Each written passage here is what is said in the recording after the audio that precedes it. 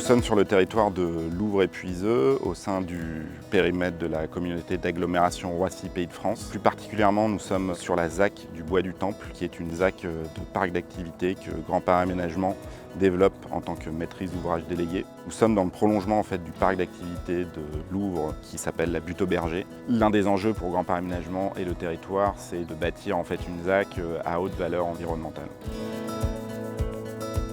Le projet aujourd'hui est lancé. Ça s'inscrit complètement dans le projet de l'écoquartier avec les 3500 logements qui sont en train de se réaliser autour de la gare de Louvre-Puiseux.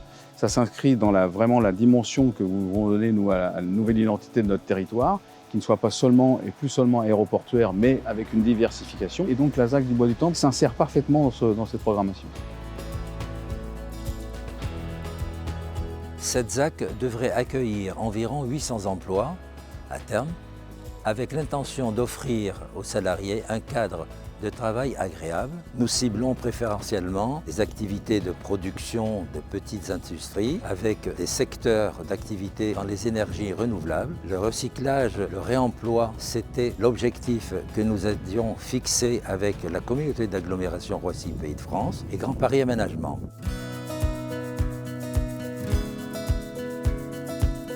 La ZAC de la Butte aux Bergers aujourd'hui, c'est 60 hectares, dont 18 hectares d'espace naturel. Et bientôt, avec la création de la ZAC du Bois du Temple, il y aura au total 24 hectares d'espace naturel. Un espace naturel aménagé, piétonnier, où on peut se promener. Cette ZAC, avec toutes ces entreprises, c'est une création d'à peu près de 1000 emplois. Il y a des industriels, il y a des distributeurs, il y a des concessionnaires poids lourds, du prêt-à-porter, tout un parc d'activités TPE, PMI, PME. Donc c'est très conséquent. On avait besoin de se développer et de s'agrandir.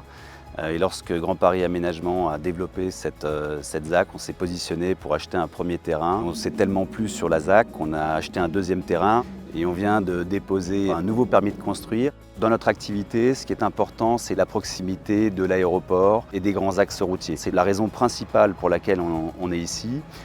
Au-delà, je dirais, de la qualité de la zone, avec une démarche RSE responsable. Donc c'est quelque chose qui semble viable et qualitatif sur le long terme.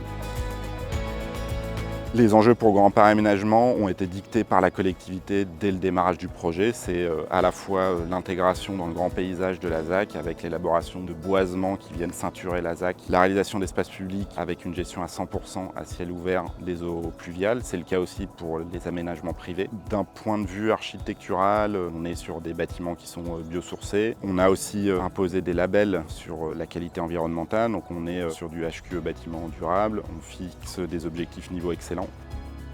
Notre groupe a décidé de s'implanter ici, premièrement car nous sommes une entreprise du territoire, du Val d'Oise, et nous avons vraiment souhaité rester dans ce territoire. Comme vous pouvez le voir, on est entouré de verdure et aussi les procédés de construction dans lesquels des certifications sont à respecter. C'est des valeurs que partage notre groupe aussi. L'accompagnement avec Grand Paris Aménagement et donc du coup aussi l'agglomération Roissy Développement se passe très bien. On a vraiment été accompagné dans la phase conception, élaboration du permis de construire, dans lequel on a eu plusieurs idées qui ont été échangées. Donc on est très satisfait de cette collaboration. Depuis les origines du projet, la ville et la communauté d'agglomération ont toujours veillé à la parfaite intégration de l'opération dans le paysage en raison notamment des co-visibilités avec les zones bâties existantes. Le développement économique et le développement durable ne sont pas antinomiques. La preuve en est, on est capable de faire des zones d'activité qui répondront à ces deux objectifs. On peut faire des choses, évoluer sur notre territoire tout en étant vertueux. Et c'est vraiment le cheminement que nous avons décidé de prendre depuis maintenant un certain nombre d'années. Pour arriver à ce résultat, la communauté d'agglomération, les villes et GPA ont travaillé de concert. On a quelque chose qui aujourd'hui sort de terre et dont on peut être collectivement fier, que ce soit la ville, que ce soit GPA ou que ce soit la communauté d'agglo.